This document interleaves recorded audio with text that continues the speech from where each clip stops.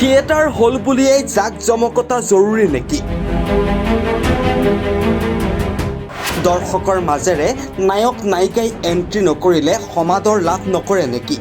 মঞ্চত গাড়ী কিংবা বাইকৰ ষ্টাণ্ট নহ'লে থিয়েটাৰৰ ভেলু নাথাকে নেকি? আধুনিকতাৰ নামত অলপমান বাৰু বেছিয়েই হোৱা নাইনে? হয়, এই প্ৰতিবেদনত আমি ক'ব বিচাৰিছোঁ ভ্ৰাম্যমান জগতৰ কথা, থিয়েটাৰৰ কথা আলোচনা কৰিব বিচাৰিছোঁ আপোনালোকৰ সৈতে। হয়, এটা সময় আছিল যেতিয়াৰ পৰাই অসমত ভ্ৰাম্যমান নাট্য দলসমূহ আৰম্ভ হৈছিল, তেতিয়াৰে পৰাই নতুন নতুন মুখে প্ৰাণ পাইছিল, নতুন নতুন শিল্পী ওলাই আহিছিল আমাৰ মাজলৈ। জনপ্ৰিয়তা অৰ্জন কৰিছিল ভ্ৰাম্যমান নাট্য দলসমূহে। গাঁৱে ভূঞে দেখিবলৈ পোৱা গৈছিল দৰ্শকৰ বিপুল সমাদৰ। প্ৰত্যেকটো বছৰতেই প্ৰত্যেকটো নাট্য দলে ইখনৰ পাছত সিখন সুন্দৰ নাটক উপহাৰ দিছিল দৰ্শকৰ মাজত। দিন বাগৰিল, বৰ্তমান সময় সলনি হ'ল।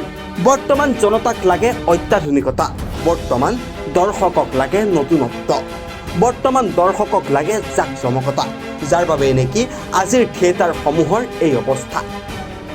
ভ্ৰাম্যমান জগতৰ বৰ্তমান নাটকসমূহ যদি আপোনালোকে উপভোগ কৰিবলৈ যায়, তেতিয়া আপোনালোকে দেখিব যে অভিনেতা বা অভিনেত্ৰীয়ে প্ৰৱেশ কৰে দৰ্শকৰ মাজেৰে। কেতিয়াবা গেলাৰীৰ পৰা নামি আহে দৰ্শক, কেতিয়াবা অভিনেতা অভিনেত্ৰীয়ে গেলাৰীৰ মাজেৰে বা দৰ্শকৰ মাজেৰে বাইক কিংবা গাড়ী লৈ পাৰ হৈ যায়, আৰু তাৰ মাজতেই হয় কেতিয়াবা অঘটন।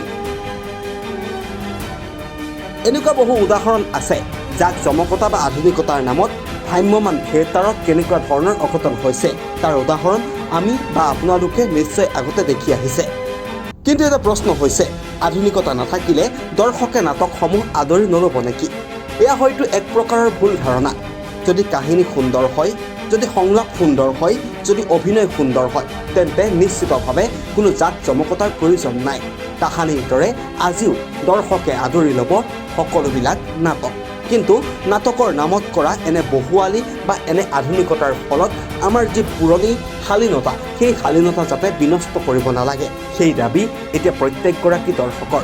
কিন্তু একাংশ দৰ্শক এতিয়াও আছে যিয়ে নাটকৰ নামত বিচাৰে কেৱল জাক-জমকতা, আধুনিকতা, যাৰ বাবেই নেকি বৰ্তমান নাট্যগোষ্ঠীসমূহে থিয়েটাৰৰ মাজত কাহিনীতকৈ জাক-জমকতা বেছিকৈ প্ৰদৰ্শন কৰিবলৈ লৈছে।